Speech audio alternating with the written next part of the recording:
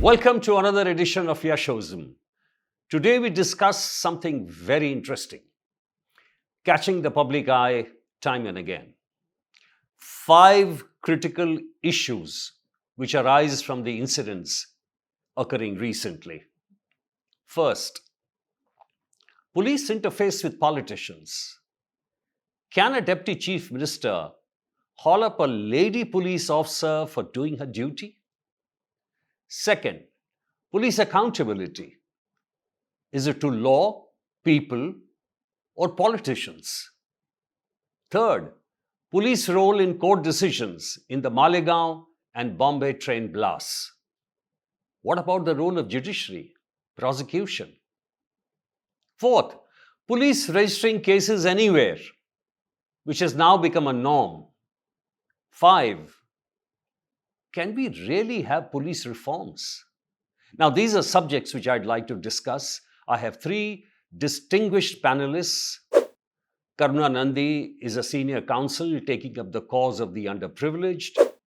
Shiv Sahay, an IPS officer who understands Kashmir better than many administrators and politicians. And my batchmate, Neeraj Kumar, ex-police commissioner, Delhi, and perhaps the best CBI chief we never had. Let me ask my first question to Neeraj, my batchmate. Thank you for being here. My pleasure. Neeraj, of late, there are a spate of orders by the politicians to the policemen and to the bureaucrats, which actually infringe with their duty and obligations.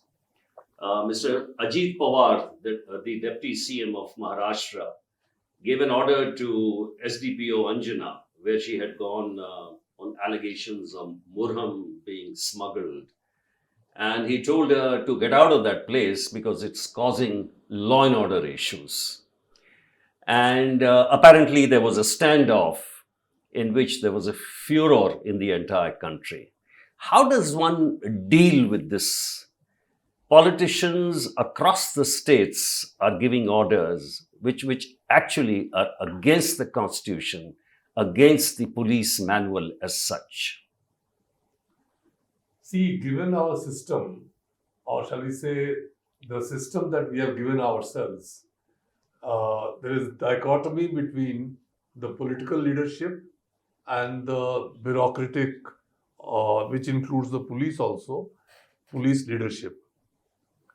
This problem has always been there, that politicians, to achieve their political needs, political requirements, give illegal orders to the police officers. And it is always up to the police officers to accept or reject them. Some compliant, servile police officers, they succumb to these pressures because they know which side their bread is buttered, and do the orders of carry out the orders of the political leadership, and some others put their foot down and do the correct thing, come what may. So it's not surprising that a certain person, whose name you took from Maharashtra, gave such orders to a young SDPO. Now, a young SDPO going against the wishes of the Deputy Chief Minister of a big state like Maharashtra, at times it becomes quite challenging. But police officers do go against such orders, and if I'm not wrong, the lady police officer did not succumb to the pressures that were brought on her. So this tussle, this tug of war between the politicians and the executive will continue. Okay. Let me ask Karunaji, you tell me, how do you feel as a senior counsel in Supreme Court about the altercation which keeps happening between the law and order enforcement officers and the politicians? Where lies the solution? This is such an important and interesting issue. Mr. Azad. And thank you for having us all here. Thank you for convening this conversation. The problem in this country, I think, at the moment is that rule of law is still very much thin on the ground. And the reason is that our police per million is still even way below the sanctioned strength of 193 per million. And the UN recommends over 200. I think it's 230. Yes. The problem that you speak of is a deeper one. And before we expand the numbers, first we have to deal with how the governance is working. If you look at the examples of the Malegaon blasts, if you look at the very recent example of the Delhi riots, where a recent study of the court orders found that 93 out of 95 of the acquittals included evidence fabricated by the police. I was in court in the Delhi High Court, when Justice Muralidhar was so anguished, and he said that the riots were allowed to go on for 3 days. And the police took no action. And this is in the heart of our capital city. So what is the solution? We had the Prakash Singh reforms that were proposed a long time ago. Now, proposed as in the Supreme Court directed that it happen. And it has not happened. What are the Prakash Singh reforms? They are by no means perfect, but it's a great start. The idea was to set up state security commissions, to set up police accountability mechanisms in each district, to set up appointment bodies that would include the state politicians and include senior police officers working together, as well as include other people to ensure that there is that there isn't a seamless. Okay, so let me take up from there. Shiv, Karnaji has made a very, very important point, and she says that the police reforms that we were talking about, Supreme Court gave the directives. Will that be a kind of a solution to the problems we are having, this quibbling all the time, this kind of a tension which is persisting between the enforcement agencies and the politicians? If you permit, sir, I'll start by quoting an episode, and that is from my personal life. When I joined the IPS, I went to meet the SP of my district, and who was a very seasoned police officer who had risen from the ranks. And I asked him, what is the service like? So he said, what are your concerns? So I said, my concerns are political interference and corruption. So he looked at me and he said that, corruption is a matter of personal choice. You want to do it, do it. If you don't want to do it, don't do it. And don't go looking for it. He said you will kill yourself in the system. It's a practical approach. Yeah. Second thing he said about for the political interference. He said, he asked me a question. He says, how many votes do you think a member of parliament wins an election? So I think that time the polling was to be around 6 lakhs or something. So I said, yes, around 6 lakhs he should poll to win an election. He said, do you think somebody who has polled 6 lakh votes is a fool? He said, he will make some genuine requests, concede them. If he is making some requests which are not genuine, then please explain it to him. He said 9 times out of 10, he will agree. If there is an occasion he does not agree, then let there be a conversation. That is where you need to take a stand. I think what was important in that lesson is that he was giving me a reality check on what India's polity is like. Now we are the way we are. The politicians are going to be elected. They will behave in a certain way. There is a certain compulsion around the politics. Coming to... can I just stop you here for a second? And this is very interesting. My father was a politician from 1952, elected first time. When I got into the police service, he says a politician will raise, suppose, 10 issues with you. 5 or 6 of them would be absolutely on the boil, and it would be your fault that you would have not done it, because he is a field representative, he knows everything. 2 more, maybe it's a question of your decision.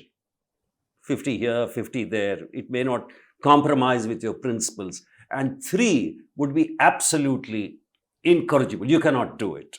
Make it plain to him. 9 times out of 10, you'll be successful. So I think, thank you for validating my point. Sorry, please carry on. So I think that is the reality in which we live. And we must understand that the politicians also have a certain thing. Of course, I mean, I'm not holding a brief for people who are outright corrupt and want to subvert the system. But I think also aligned to that whole concept is something that we have to understand as to how the Indian bureaucracy functions. Now, the Indian bureaucracy has not changed from the time of the British Raj. It's exactly the same system. At that time, you had the governor to whom the district SP and the DM had to be accountable, and he was the Maibap of the bureaucracy. Now, the question is the chief minister. Is the local bureaucracy answerable to the local politician or not? The question comes around there, and I'm talking about the fundamental functioning. Now, what happens is that it gives the local politician an excuse not to be accountable to the system, because the day he becomes accountable for the actions of the local DM and the local SP, the electorate will begin to understand that what is the responsibility of the politician. He cannot pass it on to the chief minister's office, which invariably happens in most of the states. Yeah. So that is where I think the whole thing comes in, is that where have you made the politician accountable to the local administration, and the local administration vice versa accountable to the politician, so that his actions then in front of the people are, he cannot hide behind this excuse about the chief Okay, minister. so Neeraj, tell me, when we talk about police accountability, right? Police accountability is to the law. Police is accountable to the people it serves. It's not to the politicians. But then police accountability all comes with a lot of responsibilities. You know, you have bulldozers, you have encounters, you have, you know, every third day, police brutality. In the case of recent incident in Tamil Nadu, for example, where that poor man was tortured in police custody. Now, I want to ask you, how should this accountability not only be fixed, but how it should be punished, how it should be acted upon? Well, our police manual and our disciplinary code, it lays down that in what kind of situation, what kind of punishment should be given. And all along, people have erred, they have committed mistakes, some deliberately, some not so deliberately. There have been departmental inquiries, actions, after which they are punished. So, it is not as if we don't have an inbuilt system of But are you happy with that system? to the best of my knowledge and to the best of my appreciation, it is adequate if it is properly implemented. Problem happens that somebody has erred and has erred severely, but the superiors take a very light view and let it pass. Yes. And in that situation, the wrong kind of message goes to the rank and file of the force. That here is a situation when our colleague did something patently, blatantly wrong, but was allowed to let go. But you were in the CBI and you were in Delhi police and you have seen a lot of encounters. And you've talked about them in your book also, very plainly and openly. One appreciates that.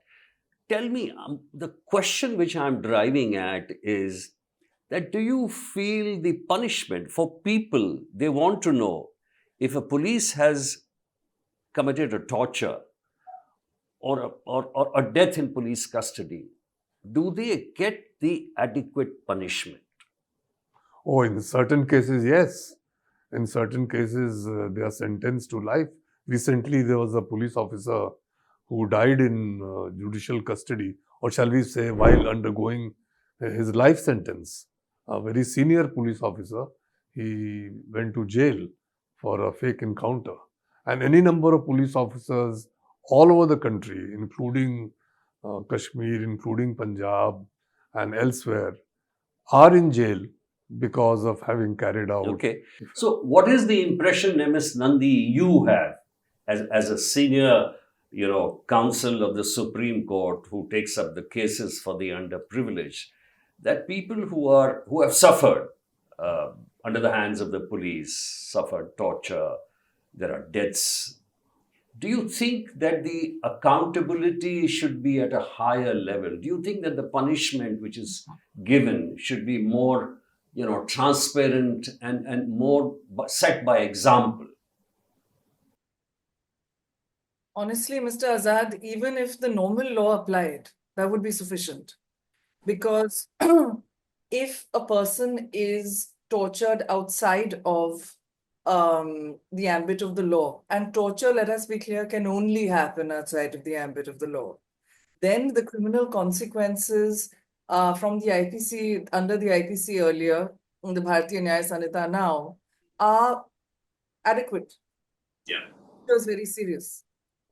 I was doing, I won't say the context, but SHO came up to me and said, "Ma'am, मेरे से एक custodial death हो गई थी," And this was, of course, a private conversation, but it was seen as, the way he was speaking, it was as if the torture was legitimate in terms of a investigation mechanism, and it was the death that was unfortunate and a slip up. So while people will say that our police is underfunded, this is true, that the investigation techniques, we need to have better training, we need to hire people who are diverse and who are competent, even more competent. At the moment, it's across the board. All that is true. But at the same time, when it comes to accountability, the very fact of the sanction from the state to allow the police person to be prosecuted never comes. It's like waiting for Godot. So it is that state sanction, I think, that is the key. Now, when we brought in the 2013 Criminal Law Amendment Act, which are the anti-rape laws, described as the anti-rape laws, one of the very important things that came in was Section 166A, which was that if a functionary refuses to to register an FIR for, say, rape, sexual assault, then they themselves may be criminally prosecuted without state sanction. So this is something that actually encourages the registration of FIRs without that provision even needing to be resorted to, if the person knows it and raises it. Okay, I'll raise this point, Shiv. Supreme Court had ordered that in all cases of encounters, and Kashmir, the back of your hand, there should be immediately a case to be tried under murder. Supreme Court had given that order. Now, time and again, when these charges, fly thick and hard all over, what is your impression really? There are encounters in Northeast, there are encounters in J&K. Some of these encounters obviously are not genuine encounters. They're fake. Is the solution a judicial commission or just, putting a murder charge? Or is this the right way? What there should be there an institutional mechanism? Should be there a tribunal for the whole country? What? I think, sir, what is important in the context of these incidents is that the police leadership has to show up. Because, there are very many encounters which are very genuine, and the policeman and the security establishment puts their lives on line. It's not something that is happening where, people believe that every time there's an encounter, then the people are caught and actually shot and shown as an encounter. That's not true. And if you look at the statistics, you'll know how many people have died in encounters. So it's a life death matter for the force itself. Of course, you're going to have unscrupulous elements. Nobody is denying that. Now, the problem that comes up is that we in the police, the leadership particularly, tend to start looking at regimental loyalty. We do not wish to punish our subordinates all in the name of morale. I think that is where you need to draw the line. And my own experience in that is that in 2007, we arrested 13 policemen for fake encounters in J&K. That was where? 2013? 2007, sir. 7. 13 policemen. And there was a furor. The police force were, I mean, we found a lot of people talking against it. But I think it had a very salutary impact. It cleaned up the system, and genuine officers who wanted to come to the fore and fight militancy in Jammu and Kashmir, Kashmiri Muslim officers, they then found a reason to go and fight it. So you see, it has a great impact, and I think we in the police leadership have to understand that, because nobody else is going to do it. We don't need a Supreme Court to tell us that. If we ourselves had stood up for it and tried to clean up the system by actually appreciating those who entered and put their lives on line, and also punishing those who were doing fake encounters. Well, so he's raised a very important point, Neeraj. Now, he says that if the police leadership stands up, there is a lot to gain. And it will, in fact, transform the entire image of the force in terms of its duties, its responsibility. Now, when we talk about police leadership, there is this issue of autonomy. That there's an impression and there's a feeling amongst people that perhaps if police is a little insulated, police tenure is, say, about fixed 3 years, that will make a difference. Will that make the police leadership a little more insulated from the political, quagmire or political directions? I don't think so. A strong leader, an able professional, he will be strong and able irrespective of whether there is insulation or no insulation. He will walk his path with his head held high. He will give a proper leadership. And so what about the recent amendments in the CBI chiefs that he can be there for 3 years, but he can also be there for 5 years if he does well? I don't want to go into that because that's a very sticky subject. Okay. But I mean, I'm not against fixed tenures. But if you're giving fixed tenure to somebody who is no good, who is not able to provide the kind of leadership that he should, but you have given him a fixed tenure just because he toes the line, because he's fully compliant, well, then what can you do? That shouldn't make a difference. Yes.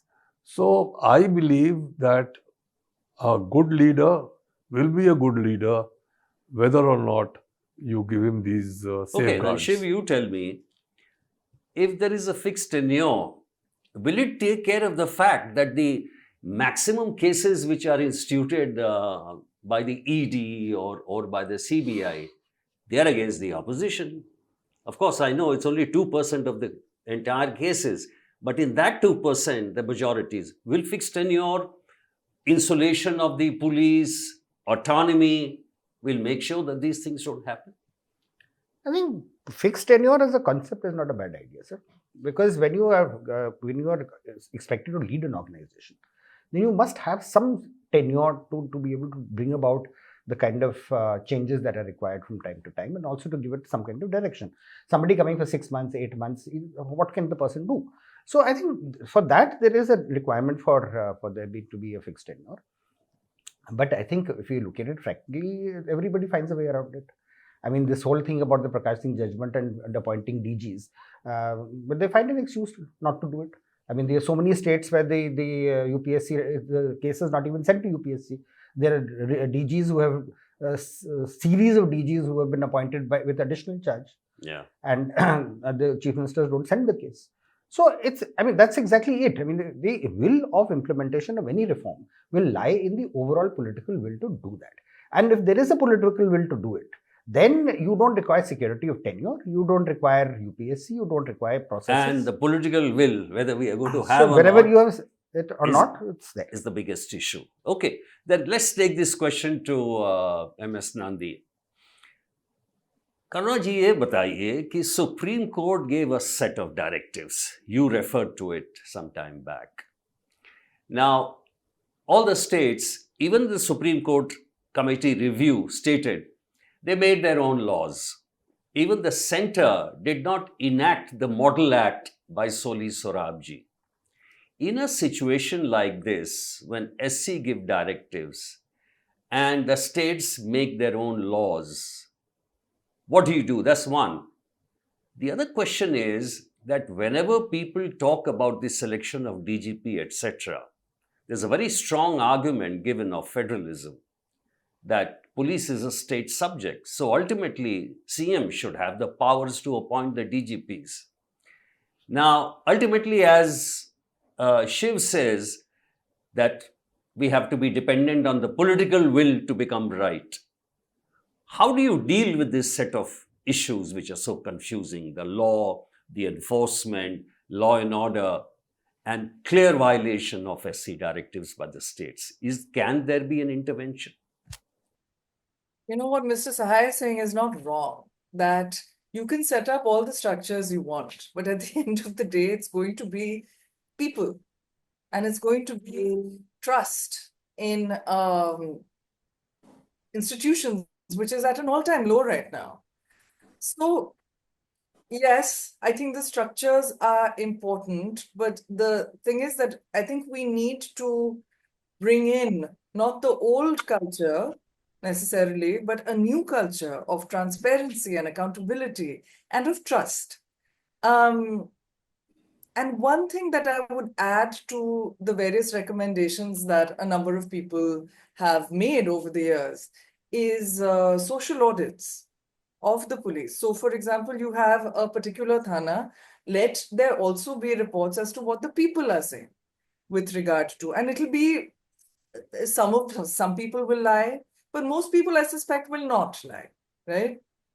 And you will have a clear report on corruption, bullying, making up cases, and you'll also have a clear report on those who are doing a great job. And that can be taken into account, not in a one-to-one relationship, but that can be taken into account for promotion, etc. With regard to the Supreme Court and Prakash Singh, of course, the point is that the court can only to an extent recommend guidelines because of the lists and the concurrent lists and the central list, etc. So you have the problem of the almost absolute running of the state polices by the state. You have the problem also of the law, of the fact that the PMLA and the UAPA in many circumstances reverse the burden of proof. And you see then, therefore, that when these cases go up to court, the number of acquittals are massive. I will also, I think, speak of the elephant in the room, which is on the 11th of September that an FIR was ordered by the Supreme Court to be lodged against Mr. Kumar. And the Supreme Court was very clear that this is not a proclamation of guilt at all. This does not mean, they have said that custodial interrogation, of course, will likely not be required. But at the same time, the investigation is important and the innocence, Mr. Kumar will very much have an opportunity to demonstrate his innocence as well, right? The thing is that when things go wrong, we see it is very rare that courts are taking action. And at the moment, this is really, in terms of accountability, almost all that we have. Given that there are studies showing that pre-election, the rate of transfers go on by multiples of times. So before elections, police officers are transferred, to be replaced by people who will be friendly to the state government. And I think someone on the panel was saying, I think it was Mr. Kumar, that you can resist if you want. And of course you can resist if you want, but to the extent that you will then be transferred, or then some privilege will be taken away. And structural change is fundamental. And without this structural change, what we are seeing today, I think Rohini Salian, the special public prosecutor in the Malegaon cases, in the Malegaon blast cases, when she saw the judgment acquitting, she said, of course, if you present different evidence, there will be a different result. And she herself had resigned because she said that there was all kinds of pressure on her to, she was explicitly being told by the powers that be that she should go softer. So the political influence over the police investigation is there. Yes. And the other thing then I want to ask you is that in the case of the Bombay train blast cases, the trial court found all the 12 accused fit for life imprisonment, some for capital punishment. And there was a complete, turnaround by the High Court in which it punched holes in the police investigation, the prosecution, and also in the custody of the forensic evidence, etc. Do you think that this extreme divergence is something which is very palatable and it's acceptable? I have found, and I've represented both sides. I've represented the Delhi police in the Supreme Court, and I've also represented accused. And I find that at the district court level in particular, but actually, no, that's not fair, across the board, that given the challenges of the police and given there is a certain margin that is allowed to the prosecution to say that, look, we know that there are many slip-ups on this side. This doesn't tell me that this person is not guilty, and therefore they may be guilty. And so therefore, if there is some impression that they may be guilty with some evidence, then a court might uphold them to be guilty in some cases. So when there is a rigorous examination of the evidence, because of gaps, you may see that people who even are guilty are then acquitted, right? So you saw in the Manu Sharma case, in the Jessica Lal murder, where he was acquitted by the sessions judge. I think he was acquitted by the sessions judge. And then there were a number of marches, etc. Of course, there were examples of intimidation, the witnesses not being protected sufficiently, and it goes up to the High Court, and the High Court says, I know that he is guilty, and then he is convicted. You see? So it's the overhaul across the board. Okay.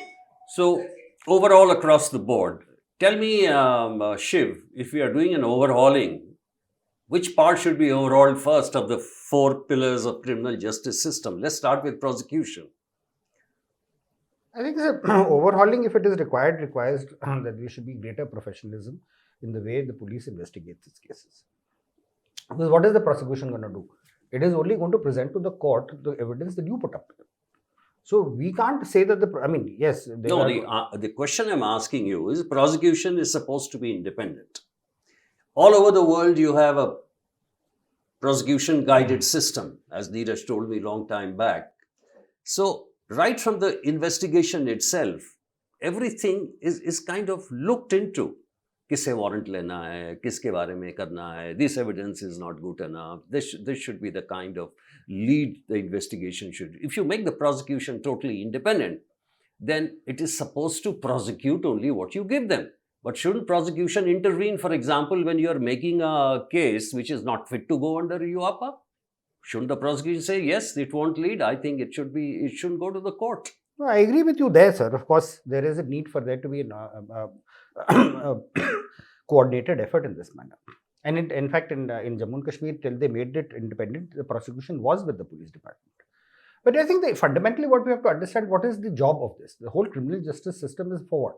You are basically assisting the court and the state to bring justice. Because if you look at it, the cases are not between two individuals in criminal justice. It is between the state and the individual. So when the state takes over responsibility, and that is why the job of the police also and the prosecution is to assist the court to actually mete out justice. I think this is somewhere where I think a better understanding has to come even within the judiciary. That you are not at loggerheads with the police. You are not there to only find fault with the police. The police is there to assist you. And sometimes, technicalities, procedurally, there may be flaws, but that does not mean that the evidence is not correct. But And tell me, things like this is something that is important to be looked so Shiv, tell me, if the court says, the High Court says that even the identification parade was not done correctly, and the chain of custody was not followed religiously, and even the witnesses' statements are not trustworthy. So what did the trial court see? I mean, aren't these basic issues like TIP? Whether the officer is responsible for conducting it is the right one or not. I mean, shouldn't there be some responsibility on the trial court also? I think so that's where the fundamental issue comes in, that if there is a procedural flaw, does it actually dilute the quality of the evidence? Yes. So I think that exactly is the point. so that is the point which I am also trying to make. That is, yes, there is a need for policemen to be very careful about processes, because the processes are for what? It's basically accountability. So that because the police is a very powerful organization, and the IO and the SHO are very influential people in the entire criminal justice system, they should be accountable, no doubt about that. But mistakes will happen. There are circumstances. Like in narcotics cases, there has to be a gazetted officer there. It may not happen like that. Yes. Somebody on the standing on a naka, who may be a havildar or constable, seizes the heroin. What is he to do? If you go by the process, it's never going to happen. So you see, there has to be a certain amount of reality in the whole thing. Yes, keep the accountability, but please also understand. And I think that is where an understanding between the judiciary and the investigating agencies is very important. And the prosecutor is actually the bridge between them. In our days, we used to have a monitoring committee in which the collector, the SP, and the district judge used to have a meeting every month to look at the cases and things like that. It would give a fairly good cross-cultural kind of an exchange where the judges would understand what happens in investigation, the administrative side, etc. I think that may be required, at the level of... It's very important, sir. It's very important at the level of every state. I remember, sir, for what we have got is the CCTNS now, in its first avatar many, many years ago, when they started implementing the new forms, the judges would throw the form out because it was not in the traditional FIR form. So I had to then go to the administrative judge of the J&K High Court and asked him, sir, please understand. So I said, it's not changing anything. It's just for better, for the digitization of the record and for having a networked system. So he says, okay, I'll call the judges and you kind of tell them. So that's how you have to implement things, I think. Thank you. Now, the last round, let's begin. There is something new happening. It used to happen earlier, but it's happening in a very interesting way. Some statement has been made in Delhi, but the fellow who gets really affected by this statement is in Kokrajhar, Assam. Immediately, case is registered. It has hurt his sentiment. And all kinds of the old 153 and all these are instituted. Sometimes even other cases are instituted. And so this is a very healthy trend that somebody can file an FIR from Kerala about what has happened in Delhi. But it's leading to a huge administrative issues, and it's also on political considerations. There are politicians who make a statement. Jagdish Mewani from Gujarat, an MLA, was hauled over all the way to Assam. Is there a way to deal with it? Yes, Supreme Court has said all the FIR should be clubbed. And because, the FIR can be registered where the incident has taken place or where the consequence happens. So it can be there. But it's being used politically. It's an administrative nightmare. Should we just let it go or do something about it? See, this whole concept of zero FIR is for those cases which happen, when the scene of occurrence or the exact spot where the crime took place is not known. For instance, if you're going on a train, you fall off to sleep, and at night somebody steals your bag. That's very relevant. Yeah, steals your bag.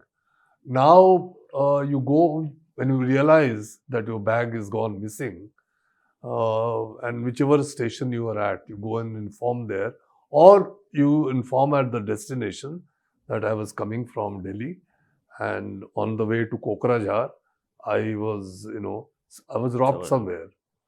Now the police's normal response would be, you have to tell me where exactly was the bag stolen, because the jurisdiction is of that place. Now you would not know where the crime was committed. So therefore this concept of zero FIR has been there, and now the government is trying to impress upon the police that it should be followed to the T. It is to make things easier for the complainant, for the police. You can register a case there, investigate, and if you are not able to locate where exactly the crime took place, you can still look into the matter and find the closure report or prosecution report, whatever you want to do. Now, if this is extended to what you are saying, that if something happens somewhere and just to harass that person, then the whole purpose is defeated. So it depends upon the circumstances of the case. It depends upon how it is looked into, how it is investigated, and how it is dealt with. Ms. Nandi, you tell me, I mean, what do you feel about, for example, a case being registered against some TV anchor in Delhi? The case is registered in Assam. Some politician who makes a statement at the airport, case is registered in Assam. Assam, in fact, has become a repository of many of these interesting cases. Your comments? I think it's ridiculous. The fact that a lot of the anti-speech laws come from the not just pre-independence IPC, but the Indian Penal Code that came from 1860. Now, the colonial government had no interest in free speech, obviously, because they didn't want to hear what people have to say. The government then was not relevant what people had to say, because it was a colonial government. It was not our own government. Their only interest was keeping the peace between the various religions and castes and people, to just keep the peace at any cost, which means that not allowing people to speak. So if you look at the way the laws are framed, they have been read down by the Supreme Court in many instances, but does the average constable or does the average police person who's sitting in the thana know what the Supreme Court judgment reading it down says? For example, in Manzar Saeed Khan, the Supreme Court has decided that Section 150, the old 153A, has to be decided in terms of two communities. There have to be two communities that are involved. Even in the pre-colonial law. The Bharatiya Nyaya Samhita that came in July last year replicates 85% of these laws. And I use that figure advisedly. 85% is quite a specific figure. They have just been cut and pasted. So you have a process that is the punishment, where you have a situation that there should be a pre-trial investigation in these cases, or pre-trial, at least application of mind, and approval of the most senior police officer, whether it's the DGP or whoever it is. There has to be, I think, a formal approval to say that this FIR even needs to be registered before the FIR is registered. Yes. In such. Shiv. And then the prosecution should apply their mind. And then at the cognizance stage, the magistrate should apply their minds. None of this is happening.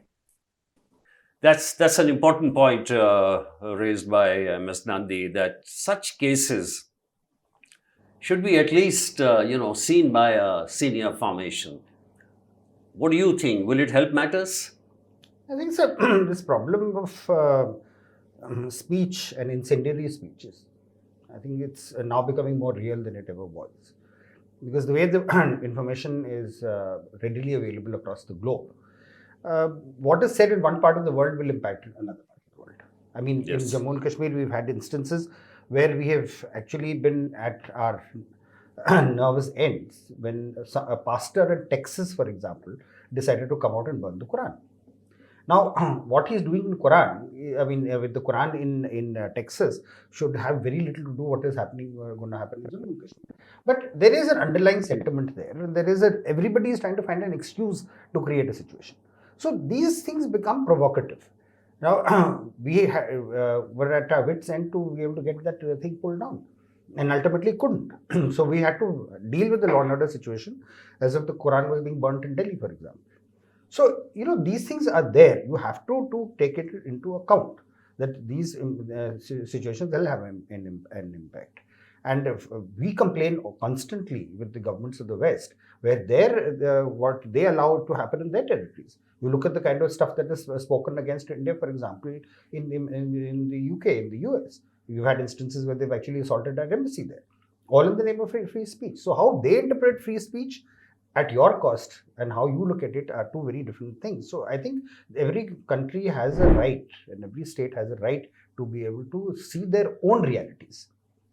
So there is some justification, but not in the case when it's being used or I mean, misused. there's no need to go for an overdrive. As I said, there will be misuse, Yeah. but there is a need for a control in this. Yeah. Thank you very much. I've virtually run out of time, but thank you, MS Nandi, thank you, Shiv, and thank you, Neeraj, very, very much for this absorbing discussion.